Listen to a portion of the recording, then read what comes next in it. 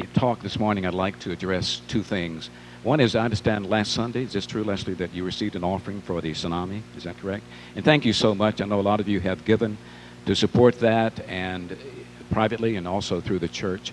And as I was going to the Red Cross,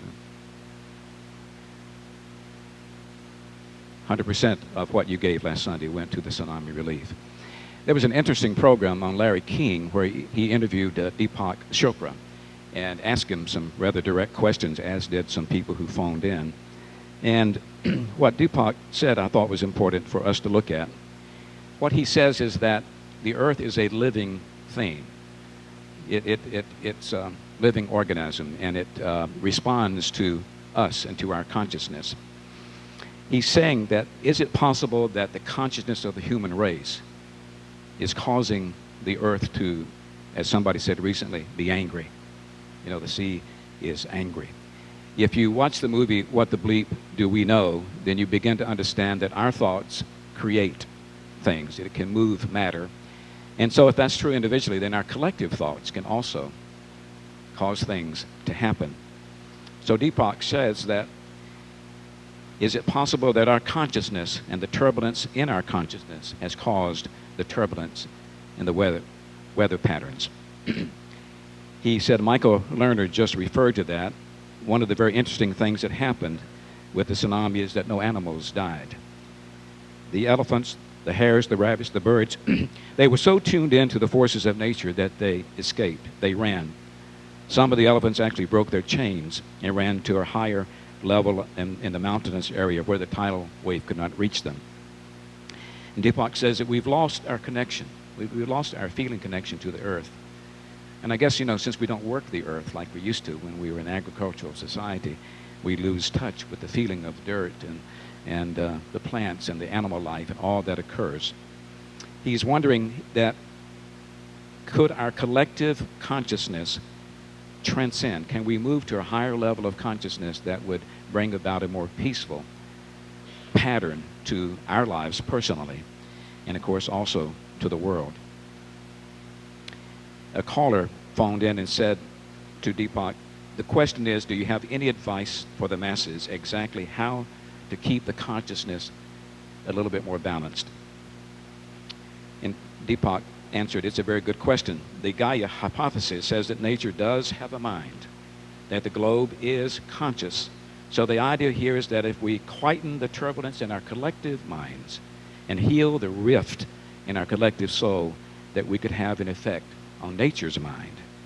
So a critical mass of people praying, or a critical mass of people collectively engaging in meditation, could conceivably, even from modern physics point of view, actually calm down the turbulence of nature.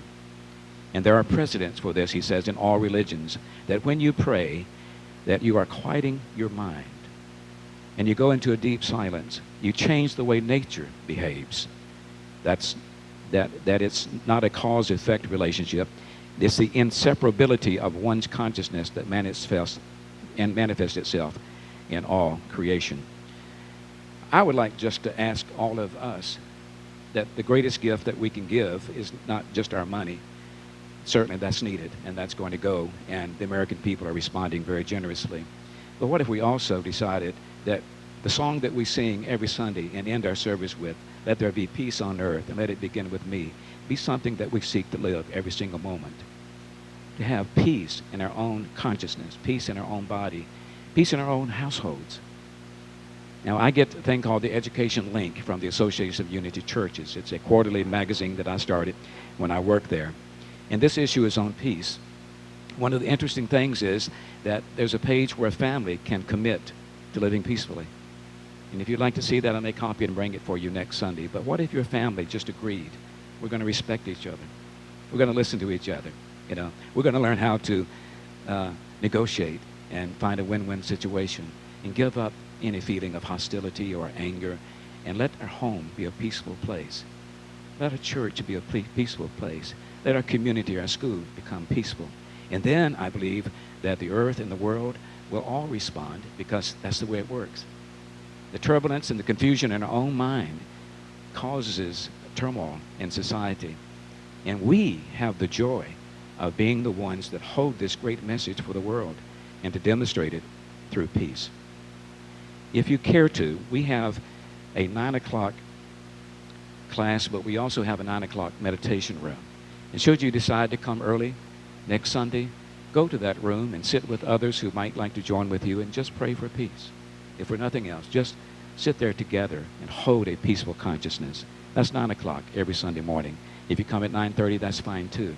Any few minutes that you want to come in and center yourself before you go into worship will be a wonderful experience for you. The second thing I'd like to address briefly is tomorrow is Martin Luther King Jr. Day. And I believe that for a lot of us, it's just become another day off. And that's good. But I would like to remind us that Martin Luther King Jr. was an activist. He wasn't just a person who dreamed something. He actively lived his faith and his life. And I think he would call us today to also find something in our world that we would like to be a part of correcting or helping. Maybe, you know, there are certainly injustices still going on in our society. We haven't still got it right, have we? But there is something that each one of us can do. Find something that you love. Maybe there's a stream that goes through your community and you commit along with some others to make sure it's clean.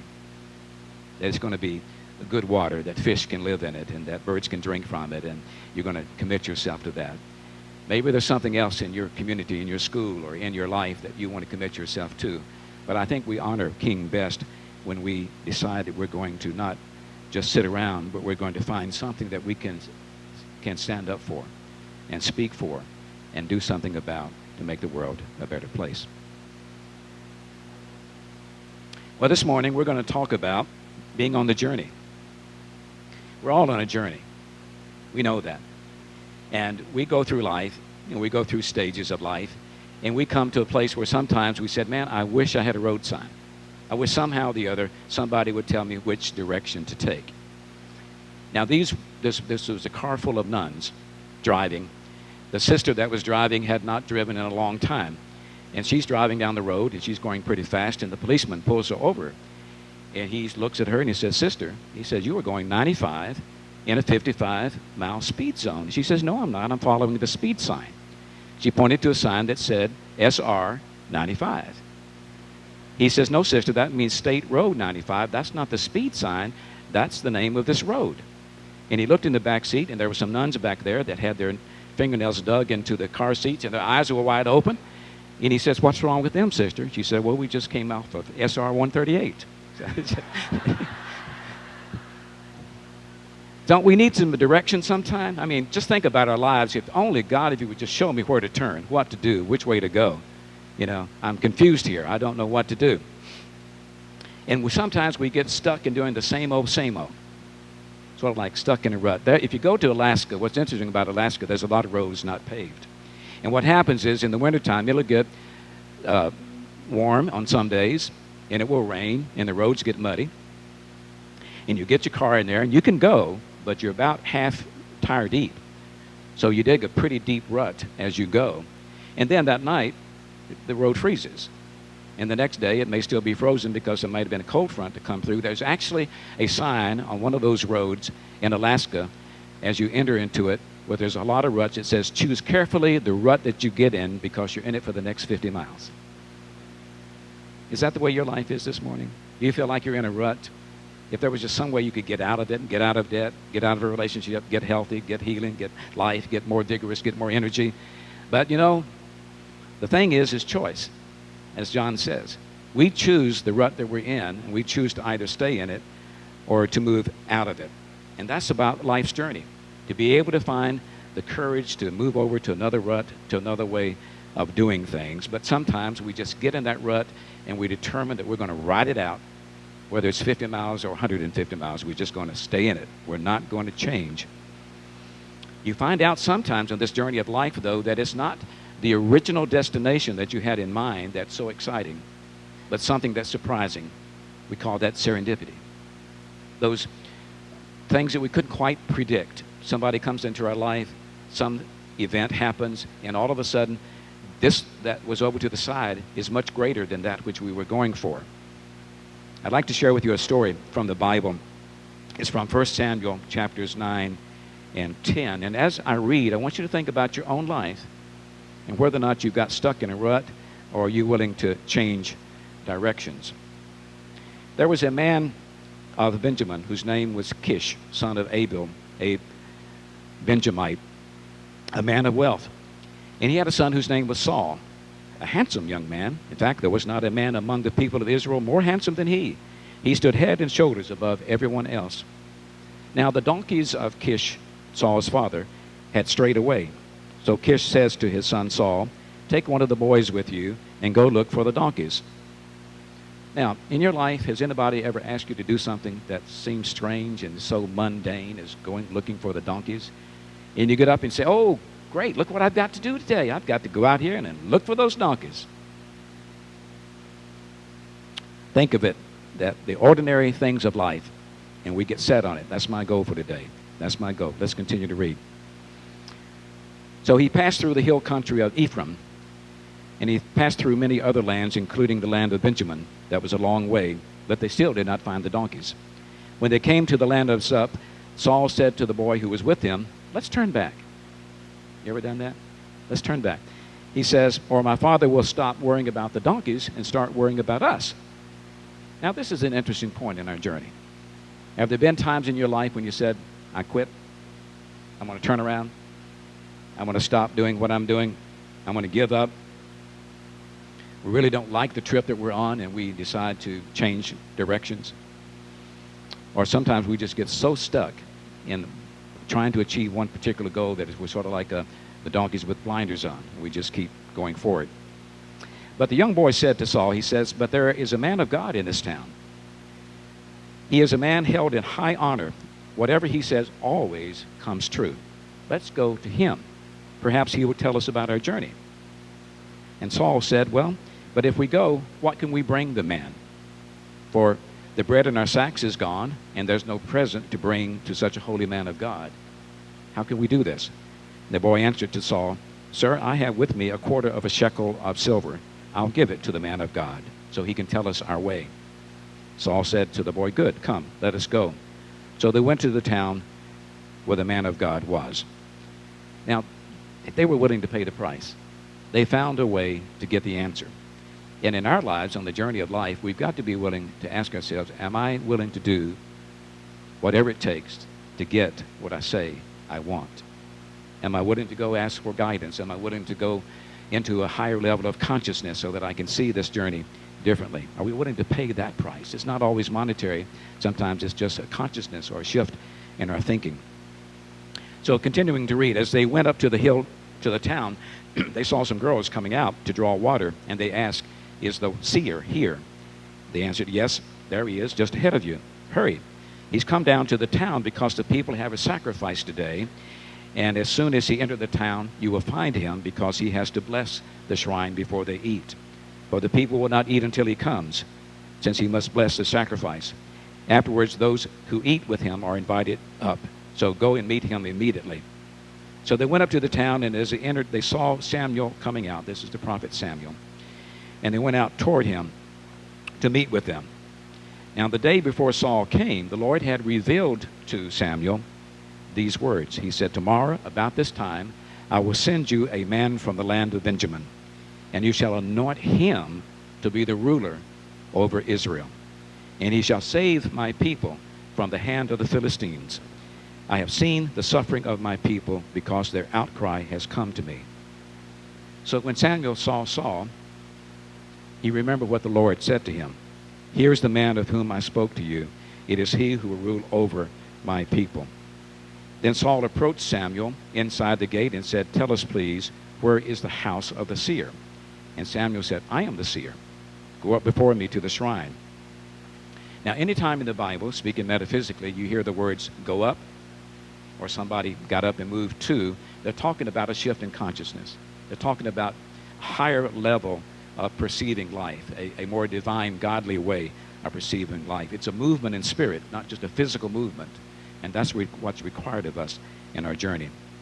So Samuel says, "For today you shall eat with me, and in the morning I will let you go, and I will tell you all that is to happen to you. As for your donkeys that were lost 3 days ago, give no further thought to them, for they have been found. And on whom is all Israel's desire fixed, if not on you, in all of your ancestral house?" So let's take a look at that for a moment. Here's Saul, who was sent out by his dad to go find the donkeys. And all of a sudden, he comes to this wise prophet, this seer, who's about to change his life. Now, he could have excuses. He could say, "Oh, I can't do that. I don't have the time. I've got to go find the donkeys." Even though he told him the donkeys were okay. He said, "I don't have time to stop and eat with you. I don't have time to do this. I have my mind fixed on this one thing that I must accomplish, and I have to get it done because my father sent me to do it." Saul could have said, "I can't," but he said he was willing. Saul answered, "I'm only a Benjamite from the least of the tribes of Israel, and my family is the humblest of all the families of the tribes of Benjamin. Why then have you spoken to me in this way?" Then Samuel took Saul and his servant boy and brought them into the hall and gave them a place at the head of the table of all those who had been invited. And Samuel said to the cook, "Bring the portion of that which I gave you and asked to put aside, and serve it to Saul."